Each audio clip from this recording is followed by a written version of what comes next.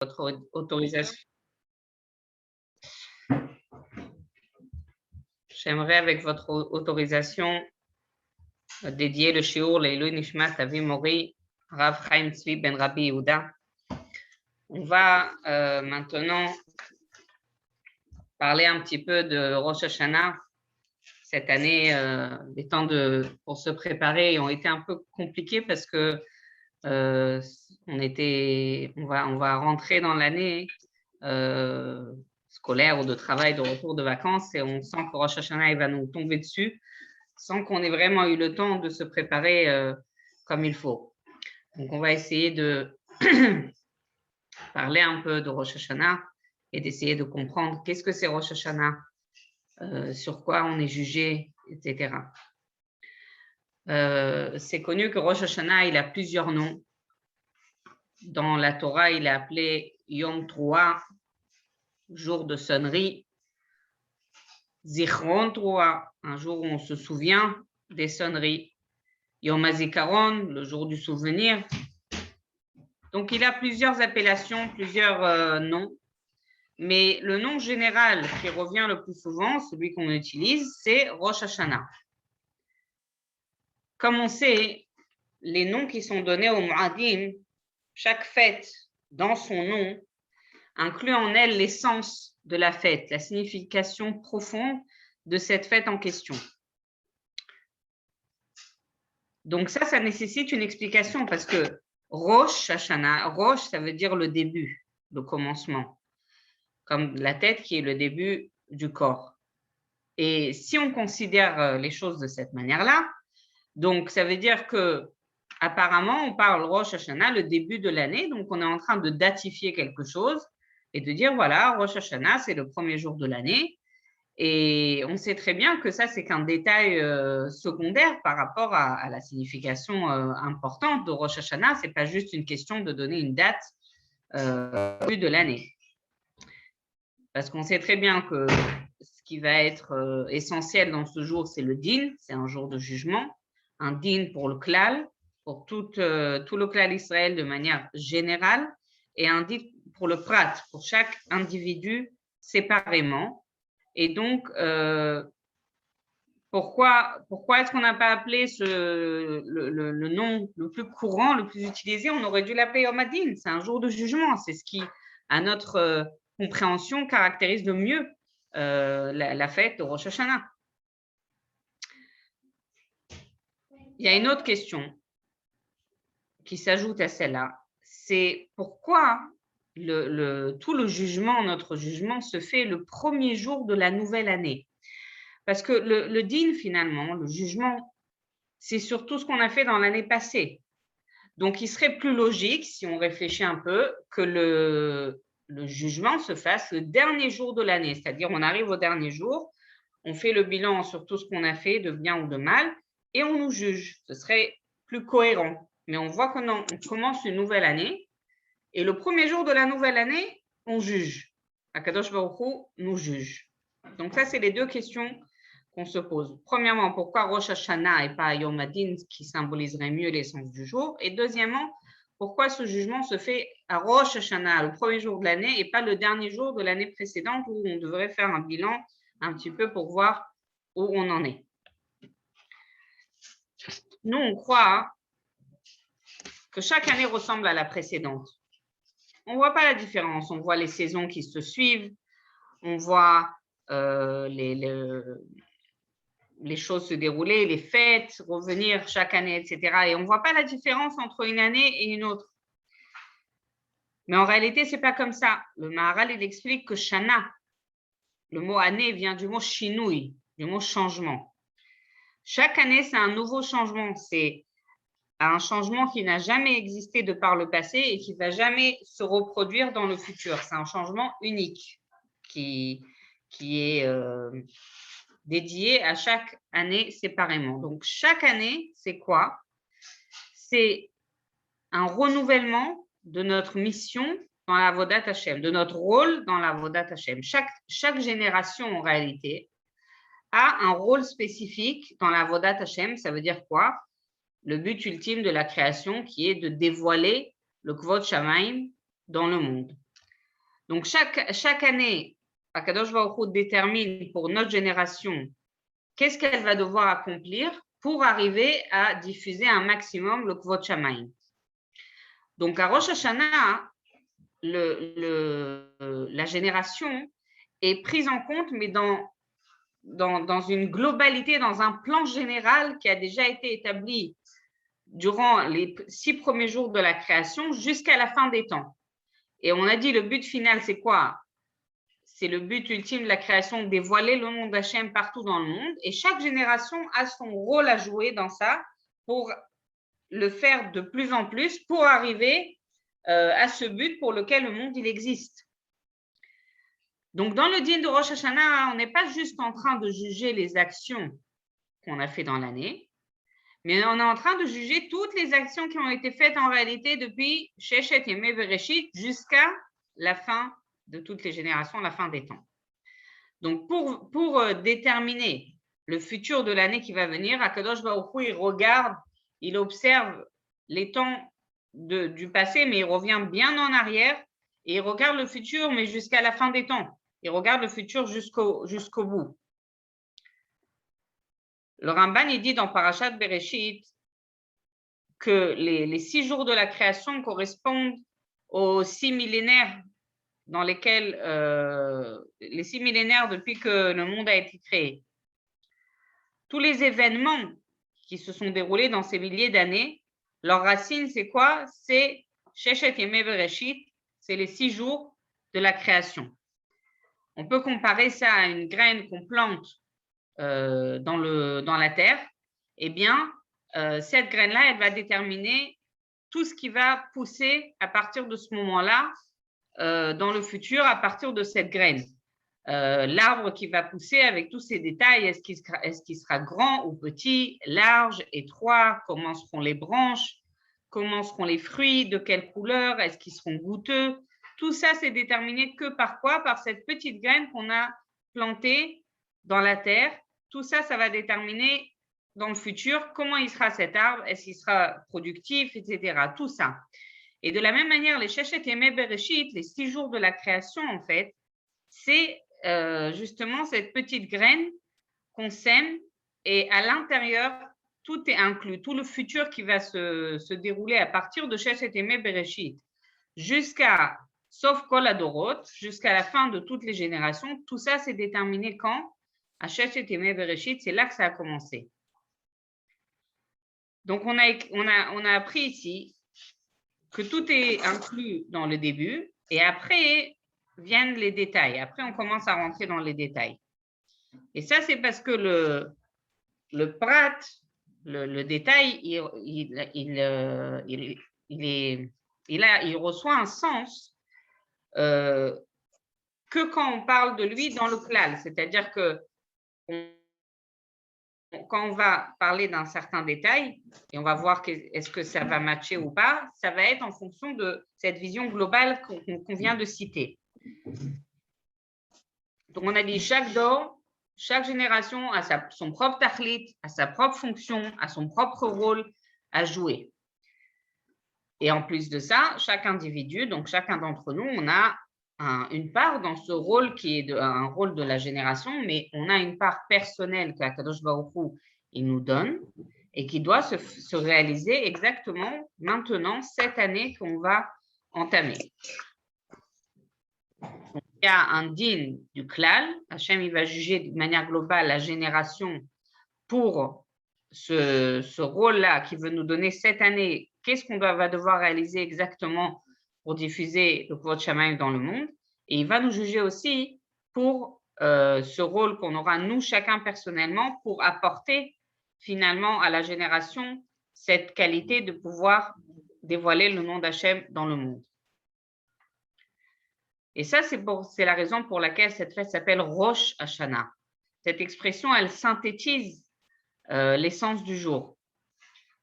Évidemment que cette fête, elle s'appelle Rosh, la tête, parce qu'on va recevoir cette année-là, ce jour-là, pardon, on va recevoir toute l'abondance, tous les instruments, tous les moyens qu'Akadosh Baruch Hu il va nous donner.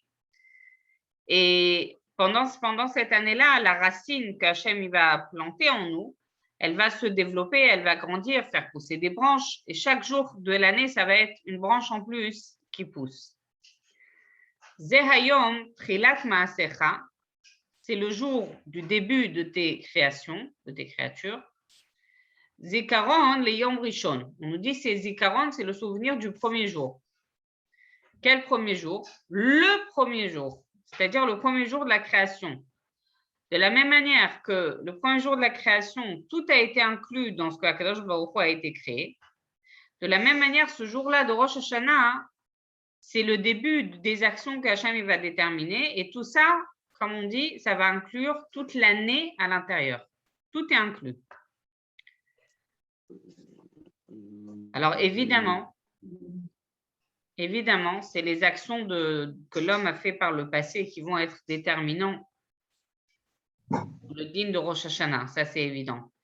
Mais ce qui est nouveauté ici, je pense pour nous, pour moi en tout cas, c'est que c'est pas le passé n'est pas l'essentiel, mais bien le futur. C'est ça dont il est question maintenant dans cette vision de Rosh Hashanah. Encore une fois, les actions de l'homme sont déterminantes à Rosh Hashanah dans ce qu'il a fait dans le passé. Mais ce qui va être essentiel ici, ce dont on va parler, c'est le futur. Et c'est ça qui va être déterminant pour Rosh Hashanah. Le din de Rosh Hashanah, il n'est pas comme un din, un jugement que ferait un juge, un être humain. Un être humain, il va vous juger sur une action que vous avez faite et vous allez devoir apporter des comptes, rendre des comptes là-dessus. Et donc, en fonction de ça, on va juger est-ce qu'on est acquitté ou est-ce qu'au contraire, on est coupable et on est passible de tel ou tel jugement. Ça sera le cas dans le Yom Adin Agadol, Agadol Vanora, quand on arrivera au jour du jugement ultime. Le jour du jugement, là, on va effectivement être jugé pour chaque action dans tous les détails de notre vie pour fixer et déterminer si on doit être récompensé ou face le shalom puni. Et ça sera jusqu'au plus petit détail de toutes nos actions, de tout notre passif. Mais le din de Rosh Hashanah, c'est pas comme ça. Pendant le din de Rosh Hashanah, on se fixe essentiellement sur le futur. Rosh Hashanah, il inclut toute l'année qui va venir. C'est pour ça que Kadosh Baruch Hu, il va déterminer maintenant quel est le roche qu'on va recevoir, quel est le départ, le roche, le point de départ qu'on va recevoir. Qu'est-ce qu'on va recevoir qui va nous aider à accomplir notre mission cette année qui va venir? Parce qu'on a dit chaque année, on a une autre mission, on a un autre rôle. La génération a un autre rôle pour le dévoilement d'Akadosh Baruch Hu. Et nous-mêmes, on a un rôle à jouer dans ce rôle de la génération. Qu'est-ce qu'on va nous donner comme kelim? Qu'est-ce qu'on va nous donner comme moyen? Qu'est-ce qui va nous être donné comme roche, comme point de départ pour cette nouvelle année? C'est connu que chaque usine, chaque commerce fait à chaque fois, chaque année, un bilan comptable.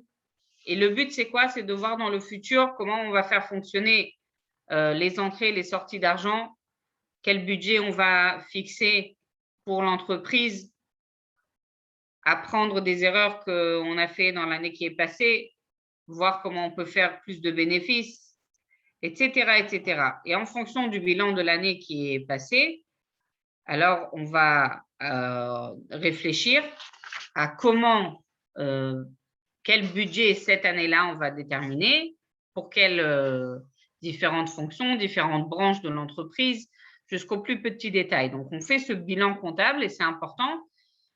C'est sur le passé, c'est sur l'année passée, mais évidemment, ce bilan comptable, il est sur l'année passée, pas pour rester là-dessus, mais au contraire pour déterminer qu'est-ce qu'on va faire maintenant dans l'année qui va venir, qui va suivre, comment on va départager l'argent, le budget dans le futur. Donc, en gros, si on peut synthétiser, le budget qu'on calcule, c'est pour le futur, mais ce calcul-là, il dépend évidemment de ce qui s'est passé par le passé. Donc, c'est intrinsèque. En fait, on ne peut pas séparer l'un de l'autre. C'est-à-dire que là, on est en train de planifier le futur, mais le futur ne peut pas être planifié si on ne s'appuie pas sur le passé. Voilà, c'est ça qui est vraiment essentiel à retenir. Le but, on est en train de regarder, de diriger nos yeux vers le futur, l'année qui va venir, mais c'est impossible de le faire sans regarder le passé de l'année qui vient de se dérouler et voir qu'est-ce qu'on a fait durant cette année-là pour déterminer qu'est-ce qu'on va faire, qu'est-ce qu'on va recevoir de la part d'Akadosh Baruch Hu pour faire notre rôle cette année, un rôle qui va être que pour cette année, pour nous et pour toute la génération.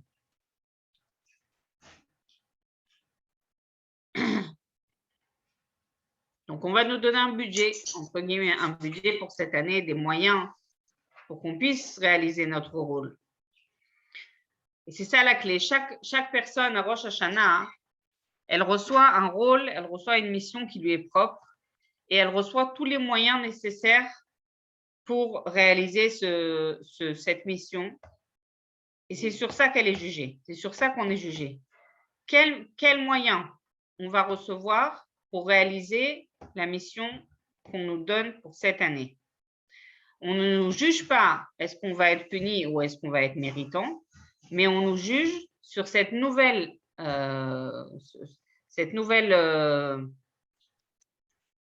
année où Hachem va nous accorder ou pas des moyens pour réaliser notre rôle pour cette année-là spécifiquement. Et pour ça, on est obligé de regarder en arrière. Hachem doit regarder en arrière dans l'année qui est passée. Qu'est-ce qu'on a fait avec les moyens qu'il nous a donnés? Parce que l'année qui est passée, on a reçu ce qui nous a été nécessaire pour réaliser notre mission de l'année passée, puisqu'on a dit que chaque année, c'est une mission nouvelle pour arriver au but ultime de la création, qui est de divulguer le Shem Hachem dans le monde.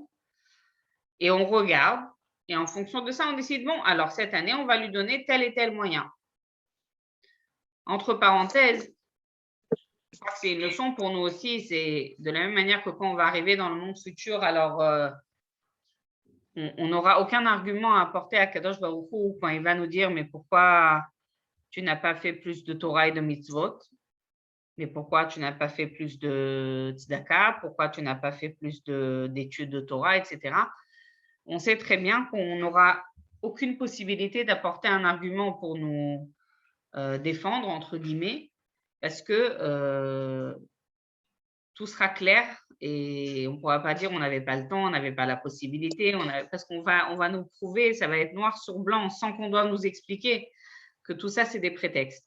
Donc, pourquoi je parle de ça? Parce qu'à Rosh Hashanah, c'est pareil. On vient vers Akadosh Baruch Hu et on se dit, voilà, là, on va être jugé, on va voir qu'est-ce qu'Hachem va nous donner pour cette année. Et on sait très bien qu'on a fauté dans l'année précédente, qu'on n'a pas utilisé le temps comme il fallait, qu'on n'a pas fait les bons choix, etc. Et on se dit, mais qu'est-ce qu'on va faire? Oui, mais alors le Yetzirah, il vient et dit, mais tu ne pouvais pas, mais tu n'avais pas le temps. Et là, il y avait le Covid, et là, c'était compliqué, et là, tu avais des problèmes de parnassa. Et là... Donc, on trouve des raisons pour calmer notre conscience et dire que, voilà. Mais en réalité, ce n'est pas une réponse. Parce que, comme je viens de dire, chaque personne à Rosh Hashanah, elle reçoit tous les moyens qui lui sont nécessaires pour arriver à réaliser sa mission. Ça veut dire que de la même manière que quand on envoie un soldat en guerre, on ne va pas l'envoyer comme ça avec des vêtements civils et va te battre. On lui donne les armes, on lui donne la tenue de combat, on lui donne tout ce qu'il a besoin comme munitions, on lui donne un plan qui lui a indiqué comment toute la stratégie de guerre. On lui donne absolument tout ce dont il a besoin pour pouvoir se battre contre l'ennemi et le vaincre. Et bien de la même manière, nous, dans notre rôle, dans notre mission de chaque année, Hachem nous donne absolument tout ce dont on a besoin pour réaliser cette mission. Et on ne pourra pas venir et dire, mais c'était pas possible, j'avais pas ci, j'avais pas ça, ça m'a dérangé, ça c'était pas, c'était trop compliqué pour moi, j'avais pas les forces nécessaires, j'avais pas les moyens pour le faire. C'est faux, parce que là, on est en train de déterminer que justement, c'est ça ce qui est décidé à Rosh Hashanah, que tout ce qui va nous apporter l'aide pour réaliser notre mission, ça va nous être donné ce jour-là, le jour de Rosh Hashanah. C'est étonnant la Mishnah dans Rosh Hashanah qui dit Be'arba'a prakim ha'olam nidon. Il y a 4 moment, période où le monde est jugé. Bepessah à la Tvoua. À Pessah, le monde est jugé sur la récolte. Be'atzeret al perot ha'ilan. Atzeret, à Shavuot. À Shavuot, on est jugé sur les fruits de l'arbre. À Sukkot, Bechag à Sukkot, à la main, sur l'eau, sur la pluie. Et à Rosh Hashanah, Kol Ba'e Olam, Ovrim Lefanav, qui venait marron. À Rosh Hashanah, toutes les créatures passent devant Hachem comme un troupeau, comme les moutons d'un troupeau. C'est difficile de comprendre qu'il y a 4 Rachai Prakim, qu'il y a 4 périodes avec 4 jugements différents sur des sujets différents, sachant que si une personne elle est jugée à Rosh Hashanah, alors a priori, elle devrait être jugée pour tous ces sujets-là, c'est-à-dire elle devrait être jugée pour la récolte qu'elle aura, pour les pluies qu'il y aura, pour les fruits qu'elle aura. Donc pour tout ça, on est jugé globalement à Rosh Hashanah. Pourquoi c'est nécessaire d'avoir encore 3 périodes différentes où on est jugé sur chacun de ces sujets séparément? La réponse, elle est qu'à Rosh Hashanah, tout est donné, mais de manière en grande ligne générale. En grande ligne générale. Dans les autres moments où il y a un jugement, c'est comment est-ce que ce din-là qui a été fait à Rosh Hashanah, comment il va s'exprimer de manière concrète. Comme c'est rapporté, c'est assez connu, je pense, dans la Masechet de Rosh Hashanah Yod Zayin. Arei shayu Israël reshaim gmurim berosh Hashanah. Si chas v'shalom les bnei Israël, ils sont considérés comme des reshaim gmurim, comme des mécréants à Rosh Hashanah. Upasku lahem gshamim muatim. Et donc, malheureusement, il a été décrété qu'ils auront très peu de pluie. La sauf chazru bahen. Au final, à un moment dans l'année, ils ont fait tchouva. Là aussi, fallait ifshar. On ne peut pas donner plus de pluie que ce qui a été fixé à Rosh Hashanah. Shekvar nixera gzera. Parce que la gzera, elle a déjà été décrétée, donc on ne peut pas changer, on ne peut pas rajouter de la pluie. Et là, Akadosh Baruch Hu, Moridan, Bismanan. Mais qu'est-ce qui va se passer?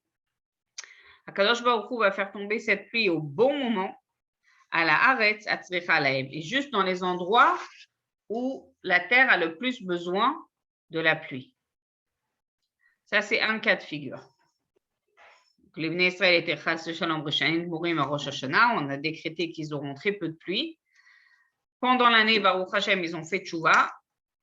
On ne peut pas rajouter de la pluie parce qu'il y a un décret qui a été réalisé, mais ce qu'on peut faire, c'est que cette pluie, elle tombe dans les moments qu'il faut, dans les endroits où il faut. Et ça, c'est ce qu'on peut changer, mais ça va changer le din en bien. Ça va, finalement, le résultat va être que même si le jugement a été décrété de telle manière, mais il s'est propagé, il s'est diffusé dans les détails de la meilleure manière qui soit. Cas de figure contraire. Arei shayu Israël tzadikim gmurim berosh Hashanah. Imaginons le clan Israël et tzadikim gmurim le jour de Rosh Hashanah. Upasku alehem kshamim merubin. Et donc Hachem, il décide qu'ils vont avoir beaucoup de pluie. Baruch Hashem.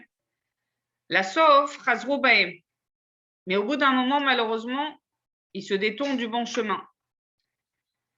L'ifrot mehen ifshar. On ne peut pas diminuer la pluie qui a été fixée le jour de Rosh Hashanah. Shekvar nexera gzera. Parce que le décret a déjà été donné.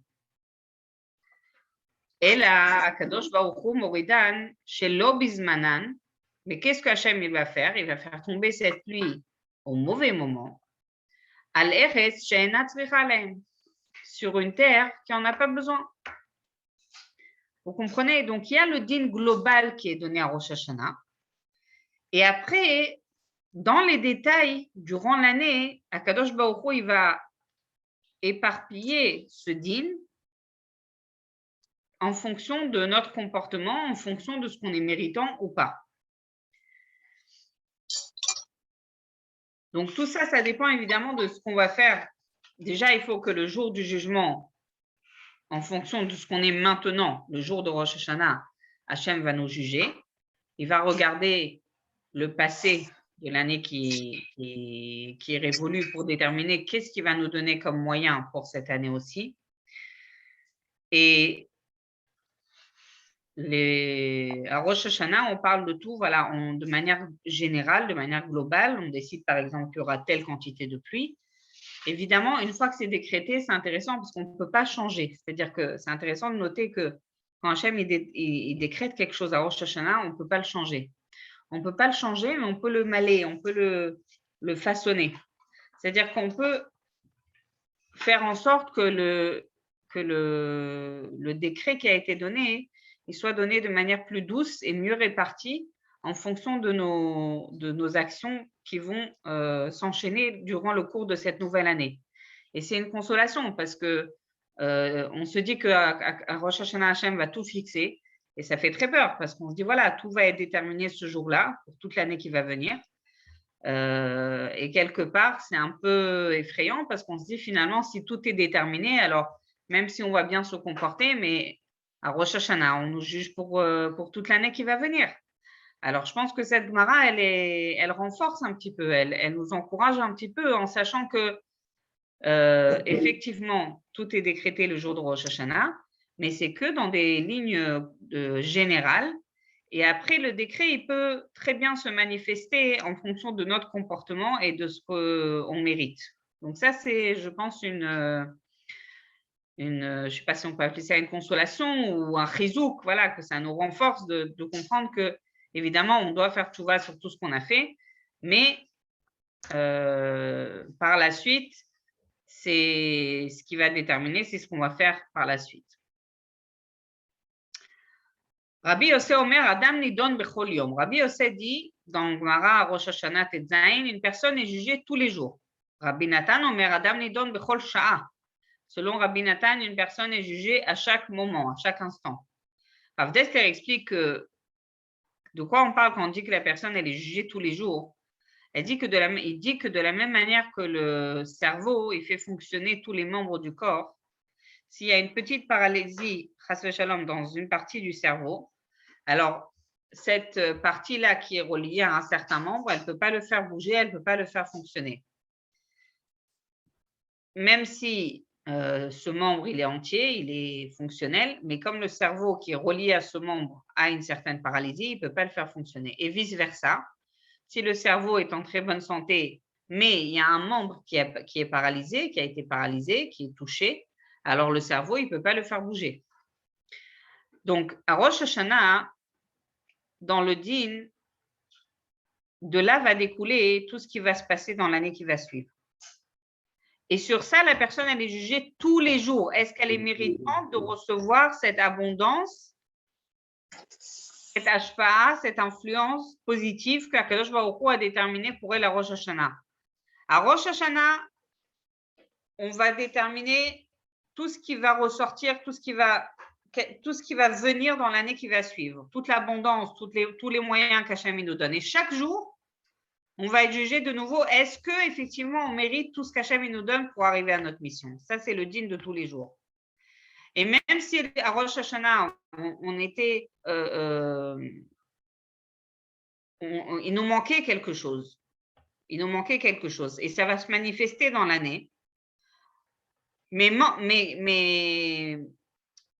quand à Rosh Hashanah, tout est pour le bien, par exemple, si il va arriver que Chas v'Shalom, on baisse de niveau par rapport à celui de Rosh Hashanah, alors le bien qui devait nous être donné, il ne va pas être réalisé, il ne va pas se concrétiser. C'est pour ça qu'on nous dit Adam Nidon Bechol Yom. En fait, chaque jour, on nous juge sur quoi? Sur les bons décrets que Akadosh Baruch Hu, il a donné à Rosh Hashanah pour savoir comment on peut les concrétiser en fonction de notre niveau ce jour-là. Maintenant, on comprend pourquoi le din, il est donné au début de l'année et pas le dernier jour de l'année. Parce que le din, il est surtout sur le futur.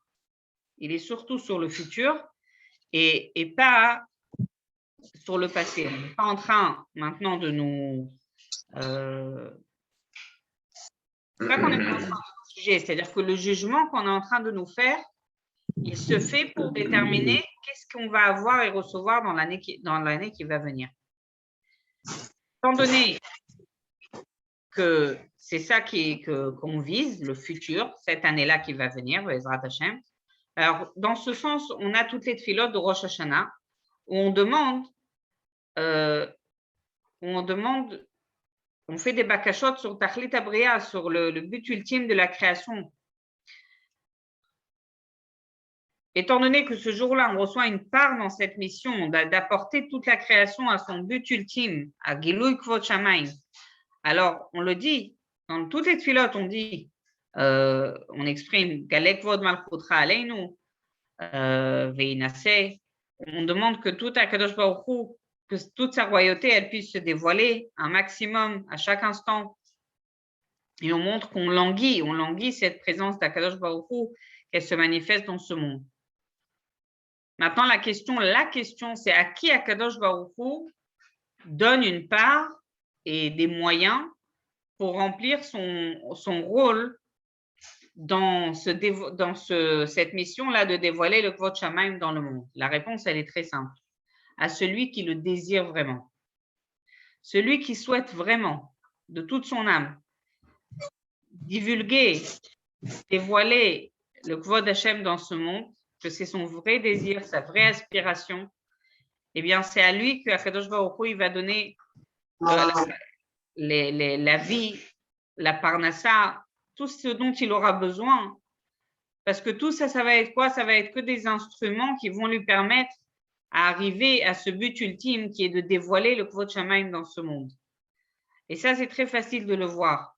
C'est très facile de voir si une personne, ce qui est important pour elle, c'est que ce monde matérialiste, c'est que l'argent, c'est que les plaisirs, c'est que des choses qui sont complètement matérielles et éloignées de ce but ultime, où ce qui l'intéresse, c'est faire un maximum d'études de Torah, de faire un maximum de mitzvot, de faire un maximum de Kiddush Hashem dans son comportement.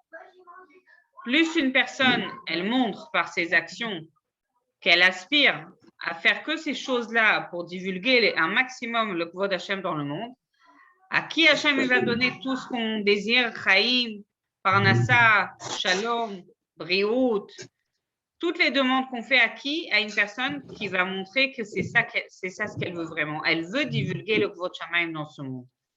Ce jour-là, on ne fait pas vidouille. On ne mentionne pas nos fautes parce qu'on désire se renforcer dans cette aspiration pour le futur. C'est évident, je répète parce que c'est important que ce soit clair, que c'est évident qu'on doit faire tchouva avant Rosh Hashanah et encore avec plus de ferveur à partir de Rosh Hashanah. Et après Rosh Hashanah lui-même est considéré comme faisant partie de la Seret Yemei Teshuvah, des 10 jours de pénitence. Mais la avoda du jour, la avoda qu'on doit faire le jour de Rosh Hashanah, c'est de s'élever vers le futur. Je veux prendre le joug de la royauté d'Hachem sur moi et sur toutes mes actions. C'est pour ça qu'on doit se renforcer dans la tchouva, parce que sans réparer ce qu'on a fait dans le passé, on ne pourra pas recevoir une nouvelle mission, un nouveau rôle cette année-là, si nous ne sommes pas méritants.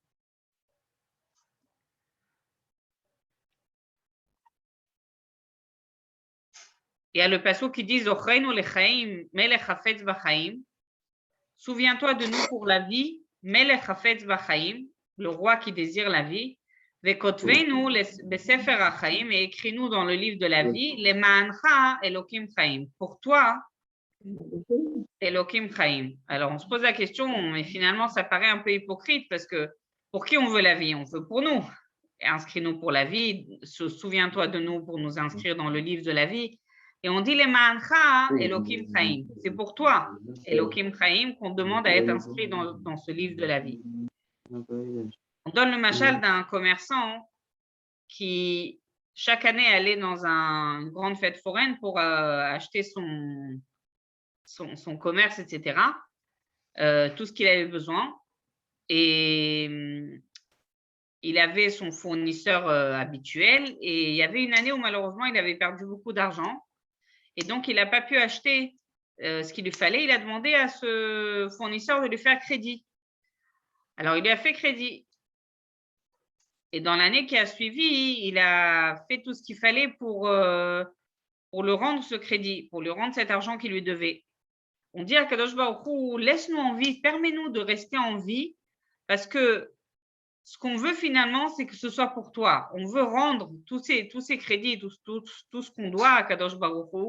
C'est pour ça qu'on demande encore une année de vie, pour pouvoir montrer à Hachem que ce qu'on veut, c'est lui rendre le bien qu'il nous fait. Ce qu'on veut, c'est dévoiler le Kvod Shamaim dans le monde. C'est pas pour nous qu'on demande cette vie. On demande cette vie pour dévoiler le Kvod Shamaim dans ce monde. Et pour ça, on a besoin d'encore de la vie, encore de la parnassa, encore de la santé, tout ça pour qu'on puisse vraiment montrer qu'on est méritant.